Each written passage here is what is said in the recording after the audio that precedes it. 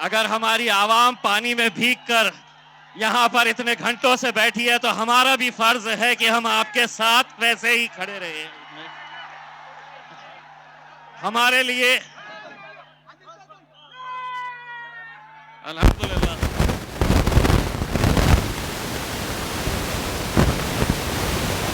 मैं हल्का हूं, मैं हल्का ये एक के ऊपर एक रख डालो, सारे नहीं। अच्छा भाई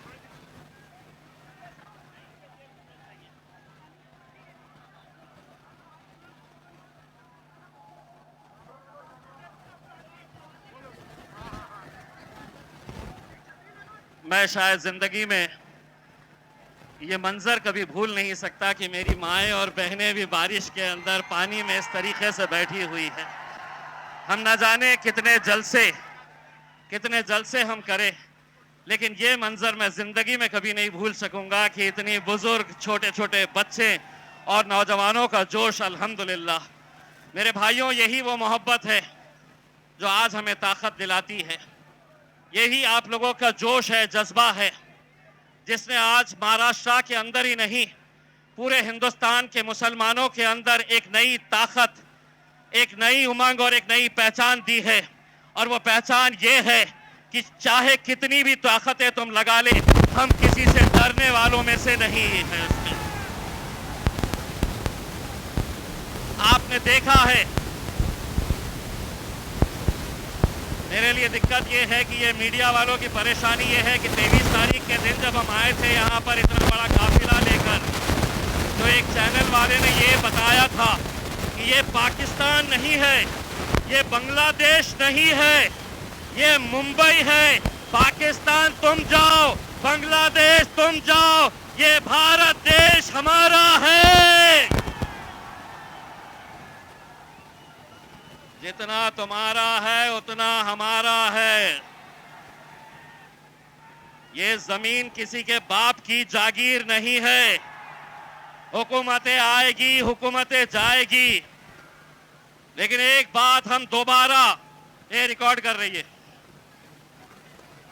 एक बार हुकूमत को दोबारा कह रहे हैं, हमारे सब्र का इम्तिहान मत लो। हम हर चीज बर्दाश्त कर सकते हैं। हमारे नबी करीम सल्लल्लाहु अलैहि वसल्लम के खिलाफ गुस्ताखी किसी सूरत में बर्दाश्त नहीं की जाएगी। अभी तो सिर्फ एक झलक दिखाए थे, और अगर इसके बाद भी तुम अपने रवैये के ऊपर अड़े हैं तो चलिए हम भी तैयार हैं। कितना कितना तुम क्या क्या करने वाले हैं। महज पुलिस की मदद लेकर हमें रोका जा रहा था। मुझसे कहा गया कि नहीं, तुम निकाल नहीं सकते हैं, रैली निकाल नहीं सकते हैं, तुम्हें परमिशन नहीं दी गई है। मैं बोला, ए सुन, मैंने मांगा नहीं तुझसे परमिशन, मैं निकल रहा हूं।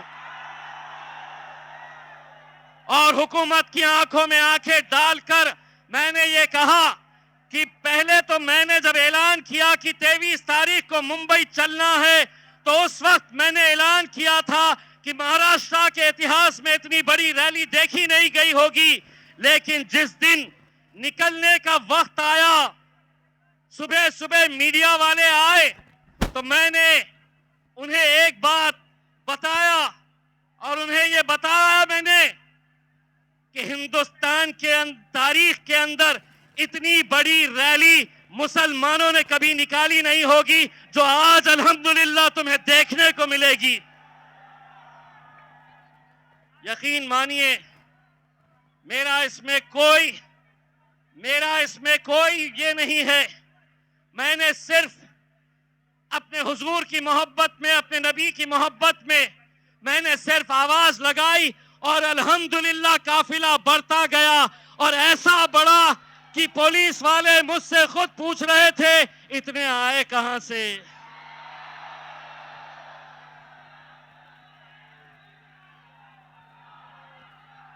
मैंने उस रैली के बाद मुझे कोई गुलबर्गा कर्नाटक से फोन करता है कि इम्तियाज भाई हमारी 40 गाड़ियां तैयार है, कोई उत्तर प्रदेश से कोई गुजरात से कहता है कि आवाज दो हम पहुंच जाएंगे।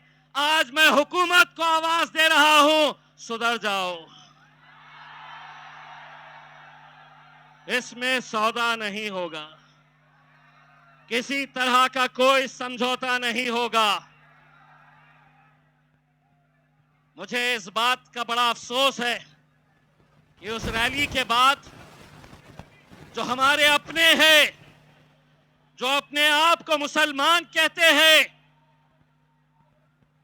जिन्हें मालूम है कि मुसलमानों के लिए हमारे नबी करीम सल्लल्लाहु अलैहि वसल्लम, हम उन्हें अपनी जान से ज्यादा मोहब्बत करते हैं, उनके लिए जान कुर्बान करने के लिए तैयार है।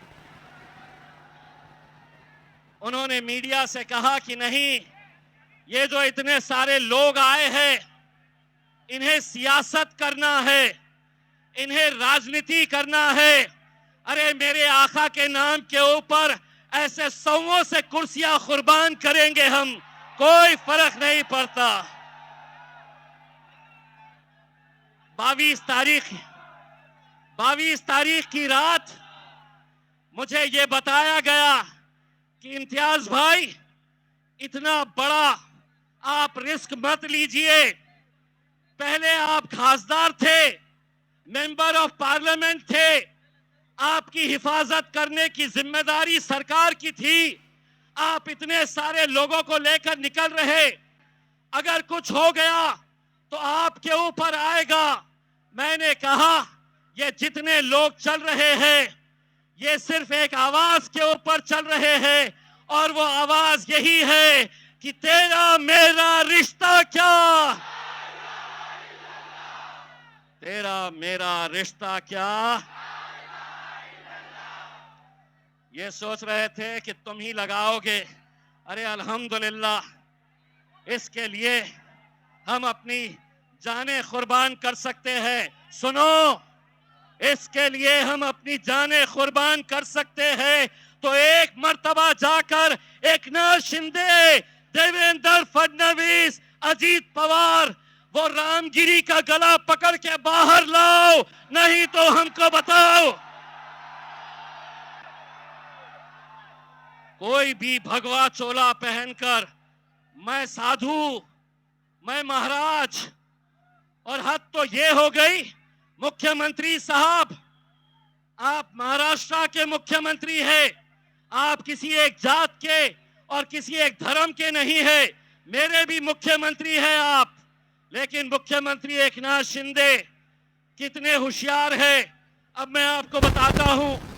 जब ये रामगिरी ने हुजूर के खिलाफ गुस्ताखी की तो दूसरे ही दिन एकनाथ शिंदे आए, उसको बाजू बिठाया और उन्होंने कहा मराठी में, तुमच्या केशाला ही हाथ लावू देणार नाही, तेरे बाल को भी धक्का नहीं लगने देंगे। 2 दिन पहले मैंने उसकी तस्वीर देखी तो पता चला वो तो गंजा है, टखला है, बाल ही नहीं है। आप गौर से उसकी तस्वीर देखो, टखले को बोल रहे तेरे बाल को भी धक्का नहीं लगने देंगे। वाह, आप समझे ये कौम मुर्दार हो चुकी है, इनमें जान बची नहीं है, इनके तरफ से कोई बोलने वाला नहीं है, इनकी तरफ से कोई आवाज उठाने वाला नहीं है। अरे हमने तो सिर्फ एक छोटी सी झलक दिखाए। जिस दिन दोबारा ये ऐलान करेंगे, कोई इसके अंदर हम नहीं चाहते हैं कि कोई राजनीति का झंडा इसमें आए, किसी पार्टी के बैनर के तले नहीं। लेकिन मैं इस महाराष्ट्र के और इस मुल्क के मुसलमानों से हाथ जोड़कर यह अपील करना चाहता हूं, कब तक हम इस तरह बटे रहेंगे? अगर आज इस हद तक बात पहुंच चुकी है कि हमारे नबी के खिलाफ भी अगर गुस्ताखी खुलेआम हो रही है और हम अलग अलग उसमें बटे हुए हैं। मेरे भाइयों, एक बार बाहैसियत मुसलमान हमको एक ताकत बनकर खड़े रहना है।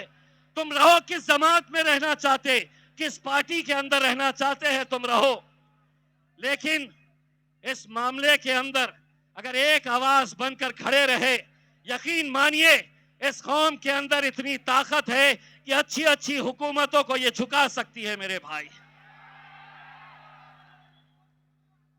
हमसे हमारे दूसरे गैर कौम के लोग पूछते हैं कि आखिर आपके मोहम्मद पैगंबर मुस्तफ़ा सल्लल्लाहु अलैहि वसल्लम आपके लिए क्या मायने रखते हैं। तो मैं उनसे सिर्फ यही कहता हूं, हमने आंखों से देखा नहीं है मगर हमने आंखों से देखा नहीं है मगर उनकी तस्वीर सीने में बसाए हुए है। हमने आंखों से देखा नहीं है मगर उनकी तस्वीर सीने में बसाए हुए है। मेरे भाई,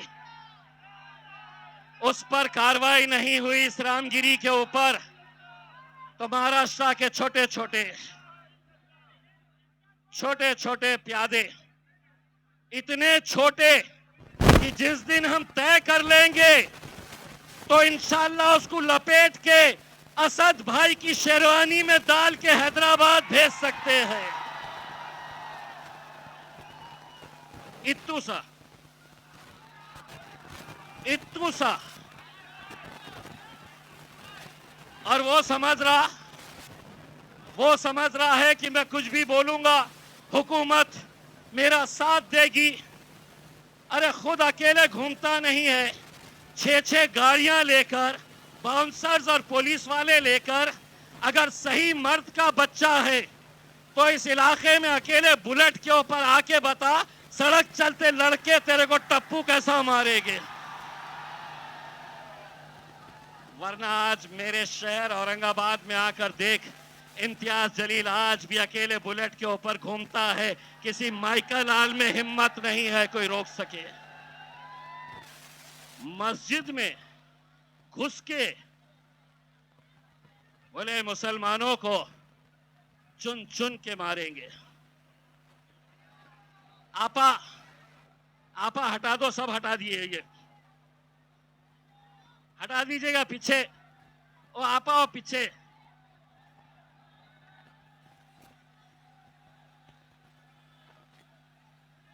चलिए कौम के नाम के ऊपर थोड़ा भीग जाया जाए, कोई फर्क नहीं पड़ता है उसमें।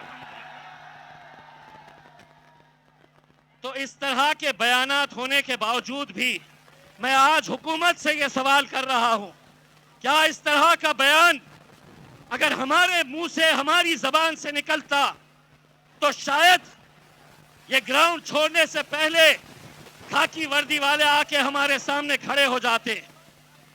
चलिए आप पे केस हो गया, चलिए आपको पुलिस लेने के लिए आई है।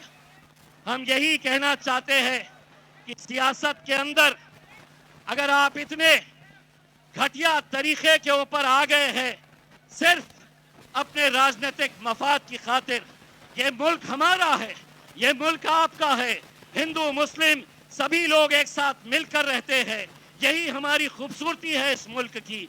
लेकिन सिर्फ उस सियासी कुर्सी पर बैठने के लिए अगर आप इस तरह की घटिया राजनीति करेंगे, कुछ भी कहेंगे, कुछ भी बोलेंगे और आप ये समझेंगे कि हमें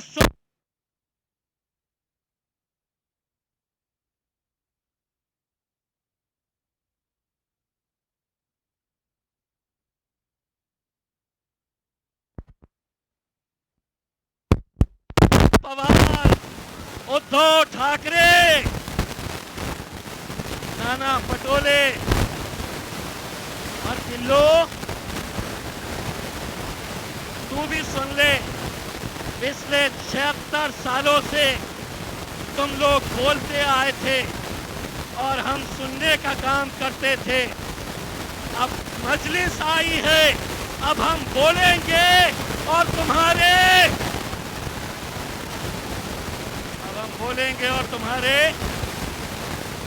अब्बा को याद करो, उनके तुम्हारे बाप को भी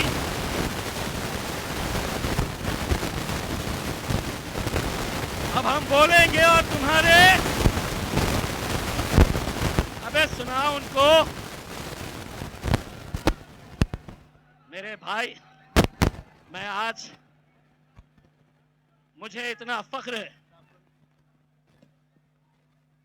मुझे आज इतना फख्र है, मुझे आज इतनी खुशी है कि मेरे कायद बैरिस्टर असदुद्दीन अवैसी साहब जब होटल से निकल रहे थे तो उन्हें बहुत सारे लोगों ने कहा कि साहब बारिश बहुत तेज हो रही है, आज जलसा करना मुमकिन नहीं है। असद साहब ने पूछा कि वहां पे अगर 5 लोग भी होंगे, 5, तो मैं जाऊंगा, आंधी आए तूफान आए, मैं मेरी आवाम से बात करूंगा। ये जज्बा किसी में नहीं है मेरे भाई। हम भी आपकी तरह भीगने के लिए आए, लेकिन माइक वाले ने कहा कि साहब अगर माइक हमारा भीग गया तो ये माइक बंद हो जाएगा, तो इसलिए इसका सहारा लेना पड़ा। वरना ये तय कर लो, अगर आप धूप में बैठेंगे तो हम भी धूप में बैठेंगे, आप बारिश में बैठेंगे तो हम भी आपका बारिश में साथ देंगे। बस मैं आप लोगों से जाते जाते असद साहब को यहाँ बुलाने से पहले एक नारा चाहता हूँ, तेरा मेरा रिश्ता क्या, तेरा मेरा रिश्ता क्या, लब्बैक लब्बैक लब्बैक। मीडिया वालों ने मुझसे पूछा इसका मतलब क्या होता है, मैं बोला बहुत दिनों के बाद तुमको समझ में आएगा क्या होता है करके। उसने जोरदार तालियों से मेरे कायद बैरिस्टर असदुद्दीन अवैसी साहब